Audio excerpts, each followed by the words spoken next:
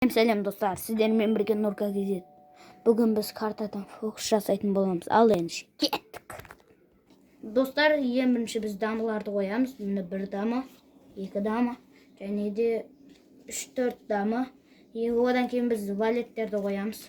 Міне бір валет, екі валет, 3-4 валет. Содан кейін біз тұздарды қоятын боламыз. Бір тұз, екі тұз, және де 3-4 тұз. Одан кейін біз корольдарды қоямыз. Негізі бұл жерде саны жоқ карта болу керек. Міне. Ал енді бәрін аударамыз. Осылай. Енді бәрін бір-бірінің үстіне қойып сапырамыз. 3 рет сапыруымыз керек.